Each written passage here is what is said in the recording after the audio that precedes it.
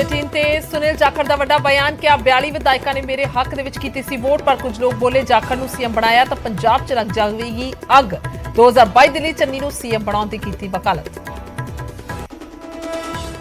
सुनील जाखड़ के बहाने विरोधियों ने घेरी कांग्रेस क्या जाखड़ के बयान ने कीता साबित 10 जनपद तो चलदी है पार्टी। सुप्रीम कोर्ट दे विच नवजोत सिद्धू खिलाफ पुनर्विचार पटीशन दाखिल कोर्ट कल करेगी सुनवाई। 30 साल पुराने रोडरेज मामले दे विच पीड़ित परिवार ने पाई पटीशन।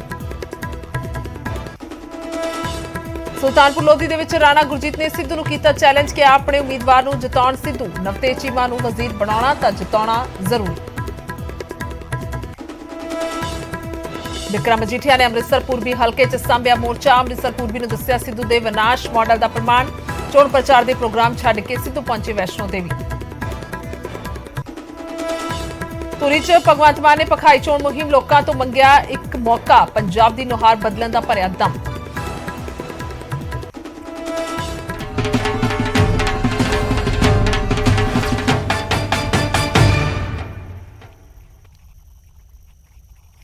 सत श्री अकाल। इस समय बुलेटिन च स्वागत है। मैं तुहाडे नाल खुशबू संधू और चोण अखाड़ा पूरी तरह दे नाल पक्या होया। शुरुआत करांगे सब तो पहला नवजोत सिंह सिद्धू तो। नवजोत सिंह सिद्धू के खिलाफ रिव्यू पटीशन ते सुप्रीम कोर्ट दे विच सुनवाई हुई है। 30 साल पुराना केस है। 30 साल पुराने केस दे विच सिद्धू के खिलाफ एक पटीशन पाई गई है। सो रोडरेज मामले च पीड़ित परिवार कोर्ट पहुंचे है। सुप्रीम कोर्ट वीरवार नूं पटीशन ते सुनवाई करेगी। सुप्रीम कोर्ट सुनवाई करेगा। गैर इरादतन कतल केस दे विच कोर्ट ने सिद्धू नूं बरी कीता। दस दिए कि बरी कीता सी। कतल केस दे विच कोर्ट ने सिद्धू नूं बरी कीता सी और रोडरेज मामले च सिद्धू नूं 1000 रुपए का जुर्माना लगाया सी। सो इस मामले दे विच भलके सुनवाई होएगी। वीरवार का दिन मिथ्या गया। सुप्रीम कोर्ट दे विच सुनवाई होनी है। रोडरेज मामले च पीड़ित परिवार कोर्ट पहुंचे है। सुप्रीम कोर्ट हुण सुनवाई करेगा। तो ज्यादा जानकारी के लिए पत्रकार दिल्ली तो सुशील पांडे ने। सुशील, क्या कुछ जानकारी अगर इस मामले की बात की जाए तो? जी देखिए, इस पूरे मामले की अगर बात की जाए तो साफ तौर से कल नवजोत सिंह सिद्धू को लेकर एक बड़ा दिन है, क्योंकि साफ तौर से 30 साल पुराना एक रोड रेज का मामला है जिसमें फिलहाल इस पूरे मामले में सुनवाई होने वाली है। हालांकि इस पूरे मामले में 2 साल पहले सुप्रीम कोर्ट ने नवजोत सिंह सिद्धू को फिलहाल बरी कर दिया था, लेकिन उनके ऊपर जुर्माना लगाया था और ये कहा था कि प्रथम दृष्टा में ये लगता है कि इस पूरे मामले में आरोप बनता है, लेकिन 3 साल की जो सजा थी वो फिलहाल कोर्ट के द्वारा नहीं दी गई। लेकिन कोर्ट ने माना कि इस पूरे मामले में संदेह बनता है और जुर्माना लगाकर छोड़ दिया गया। हालांकि इस पूरे फैसले को जो पीड़ित पक्ष थे उन्होंने सुप्रीम कोर्ट में चुनौती दी थी, यानी कि पुनर्विचार याचिका के तौर पर, जिस पर फिलहाल सुप्रीम कोर्ट कल सुनवाई करेगा। जस्टिस खानविलकर और जस्टिस संजय किशन कौल की बेंच इस पूरे मामले की सुनवाई करेगी। चूंकि ये मामला अहम इसलिए है क्योंकि पंजाब में चुनाव है, नवजोत सिंह सिद्धू चुनाव लड़ रहे हैं और जिस तरह आरपी एक्ट में ये बताया गया है कि अगर किसी भी नेता को 3 साल की सजा होती है तो निश्चित रूप से उसका जो पॉलिटिकल करियर है वो खत्म हो जाएगा, यानी कि वो अगले 5 साल तक चुनाव नहीं लड़ पाएगा। बहरहाल मामला पुनर्विचार याचिका पर सुनवाई को लेकर है, तो ऐसे में कल सुप्रीम कोर्ट इस पूरे मामले में अहम सुनवाई करेगा। लेकिन इस पूरे सुनवाई में कहीं ना कहीं आने वाले दिनों में नवजोत सिंह सिद्धू की मुश्किलें कहीं ना कहीं बढ़ सकती हैं, क्योंकि अगर सुप्रीम कोर्ट इस पुनर्विचार याचिका पर सुनवाई को तैयार होता है तो कहीं ना कहीं आने वाले दिनों में जो 3 साल की सजा है जिसको सुप्रीम। ठीक है, बहुत बहुत शुक्रिया तमाम जानकारी के लिए, धन्यवाद। सो कुल मिला के मामला की है पूरा एक बार ग्राफिक के जरिए तुहानू जरूर विखाने आ कि आखिरकार यह मामला जिहड़ा है वो की है, कित्थों शुरुआत हुई सी ते किस तरह दे नाल अगे वधिया। सो 27 दसंबर 1988 ਦੇ ਵਿੱਚ ਕਾਰ ਪਾਰਕਿੰਗ ਨੂੰ ਲੈ ਕੇ ਵਿਵਾਦ ਹੋਇਆ। ਸਿੱਧੂ ਤੇ ਉਸਦੇ ਦੋਸਤ ਰੁਪਿੰਦਰ ਸਿੰਘ ਸਿੱਧੂ ਦਾ ਗੁਰਨਾਮ ਸਿੰਘ ਦੇ ਨਾਲ ਝਗੜਾ ਹੋਇਆ ਸੀ। ਸਿੱਧੂ ਨੇ ਗੁਰਨਾਮ ਸਿੰਘ ਨੂੰ ਘਸੁੰਨ ਮਾਰਿਆ। ਬਾਅਦ ਦੇ ਵਿੱਚ ਗੁਰਨਾਮ ਸਿੰਘ ਦੀ ਮੌਤ ਹੋ ਗਈ। तो सिद्धू खिलाफ उस तो बाद गैर इरादाए कतल का केस दर्ज होया। 1999 ਦੇ ਵਿੱਚ सैशन कोर्ट ने सिद्धू ਨੂੰ बरी कर दिता ਤੇ ਉਸ ਤੋਂ ਬਾਅਦ 2002 ਦੇ ਵਿੱਚ सरकार ने सिद्धू के खिलाफ हाई कोर्ट ਦੇ ਵਿੱਚ रिव्यू पटीशन पाई ਤੇ ਉਸ ਤੋਂ ਬਾਅਦ 2006 ਦੇ ਵਿੱਚ हाई कोर्ट ने सिद्धू ਤੇ ਉਸਦੇ ਦੋਸਤ ਨੂੰ दोषी पाया।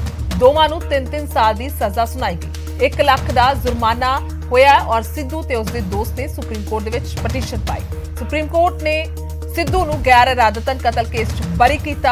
सुप्रीम कोर्ट ने सिद्धू नूं रोड रेज मामले च 1000 रुपए का जुर्माना कीता। सो ये सारा मामला है जो हुण तक इस सामने आया कि आखिरकार ये मामला जिहड़ा है वो की सी।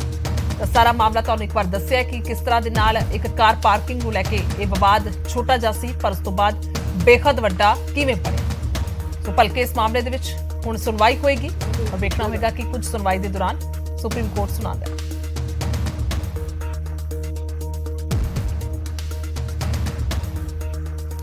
ਸੋ ਹੁਣ ਅੱਗੇ ਵਧਦੇ ਹਾਂ ਤੇ ਖਬਰਾਂ ਵੇਖਾਂਗੇ ਫਟਾਫਟ ਅੰਦਾਜ਼ ਦੇ ਵਿੱਚ।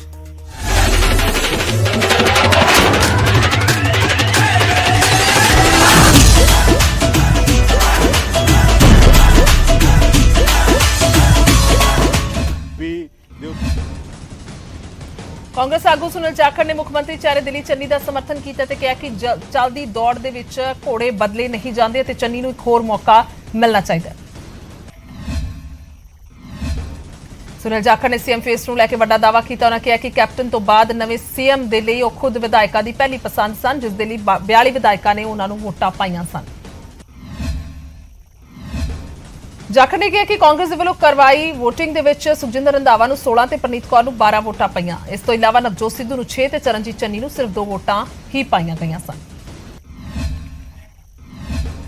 ਸੁਨੀਲ ਜਾਖੜ ਦੇ ਬਹਾਨੇ ਵਿਰੋਧੀਆਂ ਨੇ ਕਾਂਗਰਸ ਨੂੰ ਘੇਰਿਆ ਤੇ ਕਿਹਾ ਕਿ ਜਾਖੜ ਦੇ ਬਿਆਨ ਨੇ ਸਾਬਿਤ ਕਰ ਦਿੱਤਾ ਕਿ ਪਾਰਟੀ 10 ਜਨਪਦ ਤੋਂ ਚੱਲਦੀ ਹੈ। ਗੁਰੂ ਗ੍ਰੰਥ ਸਾਹਿਬ ਨੂੰ ਕਿਤਾਬ ਦੱਸਣ ਦੇ ਮਾਮਲੇ 'ਚ ਸਾਬਕਾ ਡੀਜੀਪੀ ਮੁਹੰਮਦ ਮੁਸਤਫਾ ਨੇ ਮਾਫੀ ਮੰਗ ਲਈ ਹੈ। ਮੁਸਤਫਾ ਨੇ ਸ਼ਬਦਾਂ ਤੇ ਸ਼੍ਰੋਮਣੀ ਕਮੇਟੀ ਨੇ ਇਤਰਾਜ਼ ਜਤਾਇਆ ਸੀ। ਪੰਜਾਬ ਵਿਧਾਨ ਸਭਾ ਚੋਣਾਂ ਦੇ ਲਈ ਕਾਂਗਰਸ ਨੇ ਪੰਜਾਬ ਦੀ ਚੜ੍ਹਦੀ ਕਲਾ ਕਾਂਗਰਸ ਮੰਗੇ ਸਰਬੱਤ ਦਾ ਭਲਾ ਨਾਂ ਦਾ ਨਾਰਾ ਦਿੱਤਾ, ਜਿਸ ਤੇ ਸ਼੍ਰੋਮਣੀ ਕਮੇਟੀ ਨੇ ਇਤਰਾਜ਼ ਜਤਾਇਆ ਤੇ ਚੋਣ ਕਮਿਸ਼ਨ ਨੂੰ ਸ਼ਿਕਾਇਤ ਦਿੱਤੀ ਹੈ। ਐਸਜੀਪੀਸੀ ਨੇ ਕਾਂਗਰਸ ਤੇ ਅਰਦਾਸ ਦੀਆਂ ਸਤਰਾਂ ਨੂੰ ਤੋੜ ਮੜੋੜ ਕੇ ਪੇਸ਼ ਕਰਨ ਦਾ ਇਲਜ਼ਾਮ ਹੈ। ਕਾਂਗਰਸੀ ਆਗੂ ਰਾਣਾ ਗੁਰਜੀਤ ਨੇ ਨਵਜੋਤ ਸਿੱਧੂ ਨੂੰ ਚੁਣੌਤੀ ਦਿੱਤੀ ਹੈ ਤੇ ਕਿਹਾ ਕਿ ਸਿੱਧੂ ਸੁਲਤਾਨਪੁਰ 'ਚ ਕਾਂਗਰਸ ਉਮੀਦਵਾਰ ਨਵਤੇਜ ਚੀਮਾ ਨੂੰ ਜਿਤਾ ਕੇ ਵਿਖਾਉਣ। ਉਹਨਾਂ ਕਿਹਾ ਕਿ ਸਿੱਧੂ ਨੂੰ ਚੀਮਾ ਨੂੰ ਵਜ਼ੀਰ ਬਣਾਉਣ ਦਾ ਵਾਅਦਾ ਕੀਤਾ ਹੈ ਤੇ ਵਜ਼ੀਰ ਬਣਾਉਣ ਤੋਂ ਪਹਿਲਾਂ ਚੀਮਾ ਨੂੰ ਜਿਤਾਉਣਾ ਜ਼ਰੂਰੀ ਹੈ। ਰਾਣਾ ਗੁਰਜੀਤ ਨੇ ਸਿੱਧੂ ਨੂੰ ਚੈਲੰਜ ਕੀਤਾ। ਇਸ ਮੌਕੇ ਰਾਣਾ ਗੁਰਜੀਤ ਨੇ ਕਿਹਾ ਕਿ ਉਹ ਸੁਲਤਾਨਪੁਰ ਤੋਂ ਆਜ਼ਾਦ ਲੜ ਰਹੇ ਆਪਣੇ ਪੁੱਤਰ ਲਈ ਪ੍ਰਚਾਰ ਕਰ ਰਹੇ ਨੇ ਤੇ ਖੁੱਲ੍ਹ ਕੇ ਆਪਣੇ ਪੁੱਤਰ ਲਈ ਚੋਣ ਪ੍ਰਚਾਰ ਕਰਨਗੇ। ਸਾਬਕਾ ਮੁੱਖ ਮੰਤਰੀ ਪ੍ਰਕਾਸ਼ ਸਿੰਘ ਬਾਦਲ ਦੇ ਵੱਲੋਂ ਲੰਬੀ 'ਚ ਲਗਾਤਾਰ ਚੋਣ ਪ੍ਰਚਾਰ ਕੀਤਾ ਜਾ ਰਿਹਾ ਹੈ। ਬਾਦਲ ਨੇ ਪਿੰਡ ਲੋਹਾਰਾ ਤੇ ਮਿੱਡੂ ਖੇੜਾ ਦਾ ਦੌਰਾ ਕੀਤਾ। ਇਸ ਦੌਰਾਨ ਬਾਦਲ ਨੇ ਲੋਕਾਂ ਨੂੰ ਸੰਬੋਧਨ ਕੀਤਾ ਤੇ ਕਿਹਾ ਕਿ ਉਹ ਪਿਛਲੇ 70 ਸਾਲਾਂ ਤੋਂ ਲੰਬੀ ਹਲਕੇ ਦਾ ਦੌਰਾ ਕਰ ਰਹੇ ਨੇ, ਨਾਲ ਹੀ ਉਹਨਾਂ ਵਿਰੋਧੀਆਂ ਤੇ ਨਿਸ਼ਾਨੇ ਸਾਧੇ। ਚੋਣ ਪ੍ਰਚਾਰ ਦੇ ਦੌਰਾਨ ਸੁਖਬੀਰ ਬਾਦਲ ਮੁਕਤਸਰ ਸਾਹਿਬ ਪਹੁੰਚੇ, ਜਿੱਥੇ ਉਹਨਾਂ ਵਰਕਰਾਂ ਦੇ ਨਾਲ ਮੁਲਾਕਾਤ ਕੀਤੀ ਤੇ ਵਰਕਰਾਂ ਨੇ ਉਹਨਾਂ ਦਾ ਭਰਵਾਂ ਸਵਾਗਤ ਕੀਤਾ। ਇਸ ਮੌਕੇ ਸੁਖਬੀਰ ਬਾਦਲ ਨੇ ਕਾਂਗਰਸ ਤੇ ਸ਼ਬਦੀ ਵਾਰ ਕੀਤੇ ਤੇ ਕਿਹਾ ਕਿ ਕਾਂਗਰਸ ਤੇ ਤਾਨਾਸ਼ਾਹੀ ਹੈ, ਜਿੱਥੇ ਰਾਹੁਲ ਗਾਂਧੀ ਨੂੰ ਪੁੱਛੇ ਬਿਨਾਂ ਕੋਈ ਕੁਝ ਨਹੀਂ ਕਰ ਸਕਦਾ। ਮਾਨਸਾ 'ਚ ਸਾਬਕਾ ਕੇਂਦਰੀ ਮੰਤਰੀ ਹਰਸਿਮਰਤ ਕੌਰ ਬਾਦਲ ਨੇ ਪ੍ਰਚਾਰ ਮੁਹਿੰਮ ਦੀ ਕਮਾਨ ਸੰਭੀ ਅਤੇ ਮਾਨਸਾ ਤੋਂ ਅਕਾਲੀ ਉਮੀਦਵਾਰ ਪ੍ਰੇਮ ਅਰੋੜਾ ਦੇ ਹੱਕ 'ਚ ਪ੍ਰਚਾਰ ਕੀਤਾ ਤੇ ਲੋਕਾਂ ਨੂੰ ਉਹਨਾਂ ਨੂੰ ਕਾਮਯਾਬ ਕਰਨ ਲਈ ਆਖਿਆ।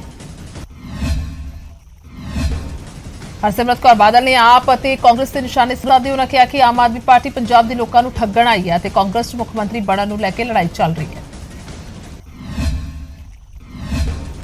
ਅਕਾਲੀ ਆਗੂ ਵਿਕਰਮ ਮਜੀਠੀਆ ਨੇ ਅੰਮ੍ਰਿਤਸਰ ਪੂਰਬੀ ਹਲਕੇ 'ਚ ਮੋਰਚਾ ਸਾਂਭ ਲਿਆ ਤੇ ਅੰਮ੍ਰਿਤਸਰ ਪੂਰਬੀ ਨੂੰ ਸਿੱਧੂ ਦੇ ਵਿਨਾਸ਼ ਮਾਡਲ ਦਾ ਪ੍ਰਮਾਣ ਦੱਸਿਆ। ਉਧਰ ਚੋਣਾਂ ਵਿਚਾਲੇ ਨਵਜੋਤ ਸਿੱਧੂ ਨੇ ਮਾਤਾ ਵੈਸ਼ਨੋ ਦੇਵੀ ਦੇ ਦਰਸ਼ਨ ਕੀਤੇ। ਆਪਣੇ ਚੋਣ ਪ੍ਰੋਗਰਾਮ ਛੱਡ ਕੇ ਸਿੱਧੂ ਵੈਸ਼ਨੋ ਦੇਵੀ ਪਹੁੰਚੇ। ਵਿਕਰਮ ਮਜੀਠੀਆ ਵੱਲੋਂ ਮਜੀਠਾ ਹਲਕਾ ਛੱਡਣ ਤੋਂ ਬਾਅਦ ਉਹਨਾਂ ਦੀ ਪਤਨੀ ਗਨੀਵ ਕੌਰ ਚੋਣ ਲੜ ਰਹੇ ਨੇ। ਗਨੀਵ ਨੇ ਗੁਰਦੁਆਰਾ ਕੱਥੂ ਨੰਗਲ ਤੋਂ ਆਪਣੇ ਚੋਣ ਪ੍ਰਚਾਰ ਦੀ ਸ਼ੁਰੂਆਤ ਕੀਤੀ। ਇਸ ਦੌਰਾਨ ਗਨੀਵ ਕੌਰ ਨੇ ਕਿਹਾ ਕਿ ਉਹ ਜਿਸ ਤਰ੍ਹਾਂ ਘਰ 'ਚ ਆਪਣੇ ਬੱਚਿਆਂ ਨੂੰ ਸਾਂਭਦੇ ਨੇ, ਉਸੇ ਤਰ੍ਹਾਂ ਮਜੀਠਾ ਹਲਕੇ ਨੂੰ ਸਾਂਭਣਗੇ। ਖਜ਼ਾਨਾ ਮੰਤਰੀ ਮਨਪ੍ਰੀਤ ਸਿੰਘ ਬਾਦਲ ਨੇ ਵੀ ਆਪਣੀ ਚੋਣ ਮੁਹਿੰਮ ਪਖਾ ਦਿੱਤੀ। ਉਹਨਾਂ ਜੋਰਾ ਸ਼ੋਰਾ ਦੇ ਨਾਲ ਚੋਣ ਪ੍ਰਚਾਰ ਕੀਤਾ ਤੇ ਆਪਣੇ ਵਰਕਰਾਂ ਦੇ ਨਾਲ ਬੈਠ ਕੇ ਖਾਣਾ ਵੀ ਖਾਧਾ। ਧੂਰੀ ਵਿੱਚ ਆਮ ਆਦਮੀ ਪਾਰਟੀ ਦੇ ਸੀਐਮ ਉਮੀਦਵਾਰ ਭਗਵੰਤ ਮਾਨ ਚੋਣ ਪ੍ਰਚਾਰ ਕੀਤਾ। ਉਹਨਾਂ ਪਿੰਡ-ਪਿੰਡ ਜਾ ਕੇ ਲੋਕਾਂ ਤੋਂ ਵੋਟਾਂ ਮੰਗੀਆਂ ਨੇ। ਮਾਨ ਨੇ ਆਪਣੇ ਭਾਸ਼ਣ 'ਚ ਵਿਰੋਧੀਆਂ ਤੇ ਵੀ ਨਿਸ਼ਾਨੇ ਸਾਧੇ। ਮੋਹਾਲੀ ਤੋਂ ਆਮ ਆਦਮੀ ਪਾਰਟੀ ਦੇ ਉਮੀਦਵਾਰ ਕੁਲਵੰਤ ਸਿੰਘ ਨੇ ਕਿਹਾ ਕਿ ਪਾਰਟੀ ਪੰਜਾਬ 'ਚ 80 ਤੋਂ ਵੱਧ ਸੀਟਾਂ ਲੈ ਕੇ ਜਿੱਤ ਹਾਸਲ ਕਰੇਗੀ। ਇਸ ਮੌਕੇ ਉਹਨਾਂ ਮੁੱਖ ਮੰਤਰੀ ਚੰਨੀ ਤੇ ਨਿਸ਼ਾਨੇ ਸਾਧੇ ਤੇ ਕਿਹਾ ਕਿ ਉਹ ਆਪਣੀਆਂ ਦੋਵੇਂ ਸੀਟਾਂ ਹਾਰ ਰਹੇ ਨੇ। ਲੰਬੀ 'ਚ ਕਾਂਗਰਸ ਉਮੀਦਵਾਰ ਜਗਪਾਲ ਸਿੰਘ ਅਬੁਲ ਖੁਰਾਣਾ ਨੇ ਆਪਣੀ ਪ੍ਰਚਾਰ ਮੁਹਿੰਮ ਤੇਜ਼ ਕੀਤੀ ਅਤੇ ਡੋਰ ਟੂ ਡੋਰ ਜਾ ਕੇ ਪ੍ਰਚਾਰ ਕਰਕੇ ਲੋਕਾਂ ਤੋਂ ਆਪਣੇ ਲਈ ਸਮਰਥਨ ਮੰਗਿਆ। ਲੰਬੀ ਸੀਟ ਤੋਂ ਅਬੁਲ ਖੁਰਾਣਾ ਦਾ ਮੁਕਾਬਲਾ ਪ੍ਰਕਾਸ਼ ਸਿੰਘ ਬਾਦਲ ਅਤੇ ਆਮ ਆਦਮੀ ਪਾਰਟੀ ਦੇ ਉਮੀਦਵਾਰ ਗੁਰਮੀਤ ਸਿੰਘ ਦੇ ਨਾਲ ਹੈ। ਉਹਨਾਂ ਅਕਾਲੀਆਂ ਤੇ ਸੂਬੇ ਦੇ ਲੋਕਾਂ ਨੂੰ ਲੁੱਟਣ ਦਾ ਇਲਜ਼ਾਮ ਲਾਇਆ ਤੇ ਕਿਹਾ ਕਿ ਲੋਕ ਕਾਂਗਰਸ ਨੂੰ ਮੁੜ ਤੋਂ ਸੱਤਾ 'ਚ ਵੇਖਣਾ ਚਾਹੁੰਦੇ ਨੇ। ਰਾਮਪੁਰ ਅਫੂ ਤੋਂ ਕਾਂਗਰਸੀ ਉਮੀਦਵਾਰ ਗੁਰਪ੍ਰੀਤ ਸਿੰਘ ਕਾਂਗੜ ਨੇ ਪ੍ਰਚਾਰ ਕੀਤਾ ਤੇ ਕਲਗੀਧਰ ਕਾਲੋਨੀ ਦੇ ਵਿੱਚ ਕਈ ਪਰਿਵਾਰਾਂ ਨੂੰ ਕਾਂਗਰਸ 'ਚ ਸ਼ਾਮਿਲ ਕੀਤਾ। ਇਸ ਮੌਕੇ 'ਤੇ ਕਿਹਾ ਕਿ ਸੂਬੇ 'ਚ ਮੁੜ ਤੋਂ ਕਾਂਗਰਸ ਸਰਕਾਰ ਬਣਾ ਰਹੀ ਹੈ। ਬਟਾਲਾ ਹਲਕੇ ਤੋਂ ਭਾਜਪਾ ਉਮੀਦਵਾਰ ਫਤਿਹ ਜੰਗ ਬਾਜਵਾ ਨੇ ਬਾਰ ਐਸੋਸੀਏਸ਼ਨ ਦੇ ਵਕੀਲਾਂ ਦੇ ਨਾਲ ਮੁਲਾਕਾਤ ਕੀਤੀ ਤੇ ਉਹਨਾਂ ਨੂੰ ਵੋਟਾਂ 'ਚ ਆਪਣਾ ਸਾਥ ਦੇਣ ਦੇ ਲਈ ਆਖਿਆ। ਸ਼ੁਤਰਾਣਾ ਤੋਂ ਕਾਂਗਰਸੀ ਉਮੀਦਵਾਰ ਦਰਬਾਰਾ ਸਿੰਘ ਨੇ ਚੋਣ ਪ੍ਰਚਾਰ ਕੀਤਾ ਤੇ ਵੱਖ-ਵੱਖ ਪਿੰਡਾਂ ਦਾ ਦੌਰਾ ਕਰਕੇ ਲੋਕਾਂ ਨਾਲ ਮੁਲਾਕਾਤ ਕੀਤੀ ਤੇ ਲੋਕਾਂ ਤੋਂ ਆਪਣੇ ਸਮਰਥਨ ਦੀ ਮੰਗ ਕੀਤੀ। ਵਿੱਤ ਮੰਤਰੀ ਮਨਪ੍ਰੀਤ ਸਿੰਘ ਦੇ ਮਾਮੇ ਦਾ ਪੁੱਤਰ ਜਗਜੀਤ ਸਿੰਘ ਬਰਾੜ ਹਨੀ ਫੱਤਣਵਾਲਾ ਅਕਾਲੀ ਦਲ 'ਚ ਸ਼ਾਮਿਲ ਹੋ ਗਏ। ਉਹਨਾਂ ਦੇ ਭਰਾ ਮਨਜੀਤ ਸਿੰਘ ਨੇ ਵੀ ਅਕਾਲੀ ਦਲ ਦਾ ਪੱਲਾ ਫੜਿਆ। ਸੁਖਬੀਰ ਬਾਦਲ ਨੇ ਇਹਨਾਂ ਦਾ ਪਾਰਟੀ 'ਚ ਸਵਾਗਤ ਕੀਤਾ। ਮੋਗਾ ਦੇ ਪਿੰਡ ਬਘੇਲੇ ਵਾਲੇ ਦੇ ਕਈ ਕਾਂਗਰਸੀ ਪਰਿਵਾਰ ਆਮ ਆਦਮੀ ਪਾਰਟੀ 'ਚ ਸ਼ਾਮਿਲ ਹੋਏ, ਜਿਨ੍ਹਾਂ ਦਾ ਆਮ ਆਦਮੀ ਪਾਰਟੀ ਦੇ ਉਮੀਦਵਾਰ ਅਮਨਦੀਪ ਕੌਰ ਨੇ ਪਾਰਟੀ 'ਚ ਸਵਾਗਤ ਕੀਤਾ।